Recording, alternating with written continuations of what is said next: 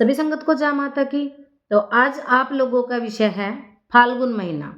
जैसे कि आप सभी जानते हैं, माघ का महीना खत्म होने जा रहा है। माघ महीने में आप लोगों ने रखी है गुप्त नवरात्रि। और जो बच्चे सेवा साधना में चलते हैं, स्पेशली उन लोगों के लिए मैं हमेशा सेवा लेकर के आती रहती हूँ। बहुत सारी सेवा हमने चैनल पर डाली हुई है। तो जिन बच्चों को सेवा साधना में आगे बढ़ना है, उनके लिए विशेष सेवा मैं ले आई हूँ। और फाल्गुन का महीना क्यों उत्तम होता है, क्योंकि इसमें होलिका का त्योहार भी आता है, महाशिवरात्रि आती है।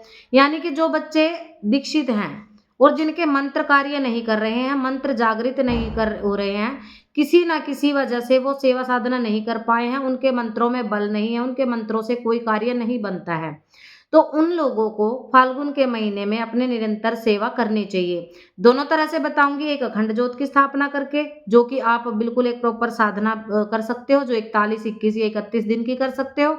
और एक मैं आपको बताऊँगी बिल्कुल सरल तरीका, जिसमें आपको बहुत ही कम मेहनत करनी है, बहुत ही कम आपको जाप करने हैं।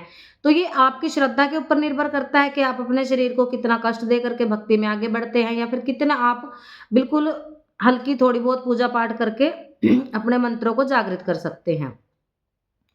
तो जैसे कि फाल्गुन महीना 2 फरवरी से लगने जा रहा है, कहीं-कहीं 3 फरवरी से भी लगेगा, क्योंकि कुछ ही घंटों का फ़र्क होता है, पर 2 फरवरी से फाल्गुन महीना शुरू हो रहा है। तो इसमें सबसे पहला तो 14 फरवरी को आ रही है महाशिवरात्रि।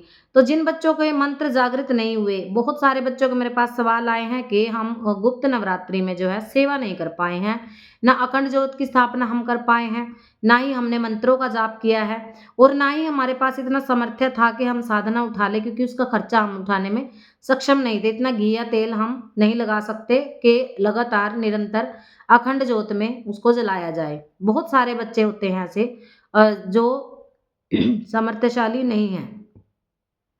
तो उन लोगों के लिए जिनके पास कोई भी मंत्र है, अपने गुरु से उनको मंत्र मिला है, किसी इष्ट का मंत्र लगा सकते हो, चौक चौराहे वाली शक्ति का मंत्र लगा सकते हो, गुरु मंत्र लगा सकते हो। एक ही मंत्र पे आपको हमेशा फोकस और बिलीव 2 चीज़ें करनी है, यानी कि आपको उस पे पूरा ध्यान देना है और विश्वास भी करना है।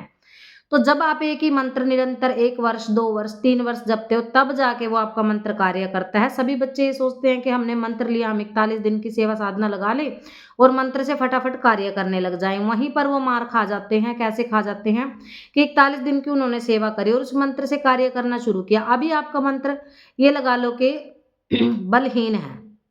अभी उसके अंदर बल नहीं आया है। सिर्फ़ आपने 41 दिन ही उसकी सेवा करी है, पोषण किया है उसका।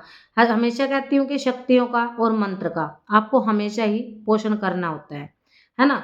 तो अपने देवता, जिस भी देवता का वो मंत्र है, देवी का मंत्र है, उसको नियमित भोग लगाएँ, नियमित जप-तप करें, नियमित ज्योत जगाएँ। अब बात करती हूँ सरल सेवा की, कि जो बच्चे अखंड दीप की स्थापना करने में अक्षम हैं, यानी कि बाहर काम-धंधे वाले हैं, या फिर उनकी तबीयत खराब रहती है, या फिर अभी एक वीडियो डाला है हमने कि वो स्नान इत्यादि नहीं कर पाते क्योंकि शरीर में सामर्थ्य नहीं होता। कई लोग आर्थिक रूप से भी सामर्थ्यवान नहीं होते।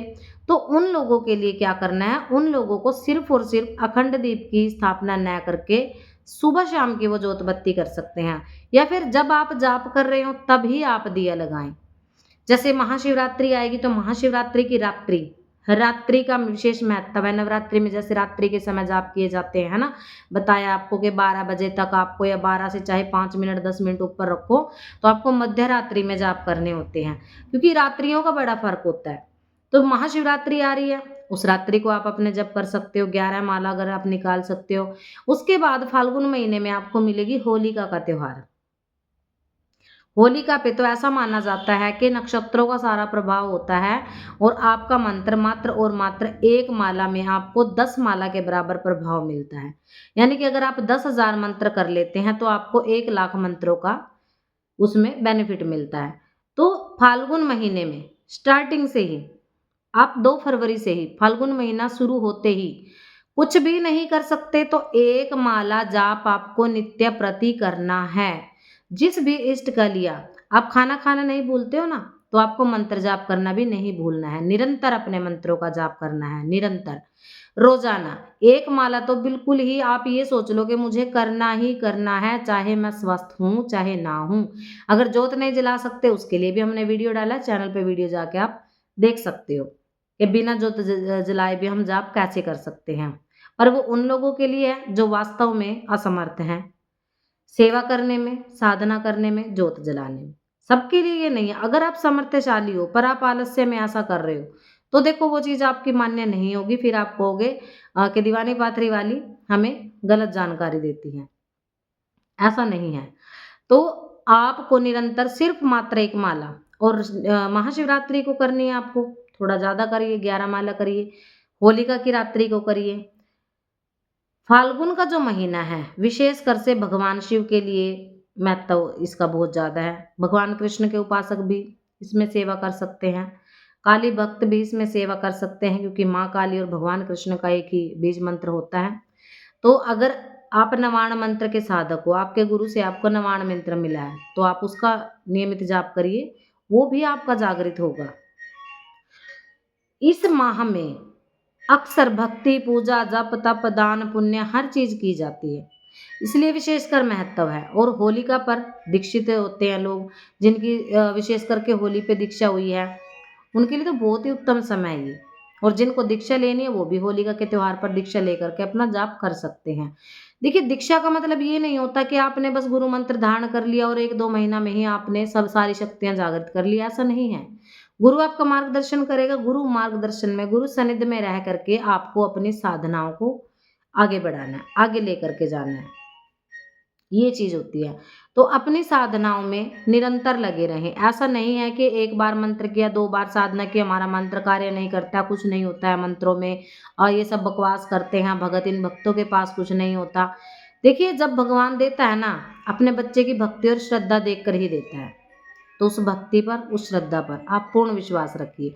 अगर आपका पूर्ण विश्वास है, तो पत्थर में भी भगवान जागृत हो जाते हैं। एक बात कही थी आप लोगों से कि आप पाथरी धाम में जाते हो, काली मंदिर में जाते हो, कहीं भी किसी देवता के और आप मूर्तियों को अपना श्रद्धा सामान चोला अर्पित करते हो, श्रृंगार अर्पित करते हो, भोग प्रसाद अर्पित करते हो और आपका मन, आपकी आत्मा ये कहती है कि हमने भगवान को अपनी नेक कमाई में से ये प्रसाद चढ़ाया और भगवान ने वो स्वीकार किया।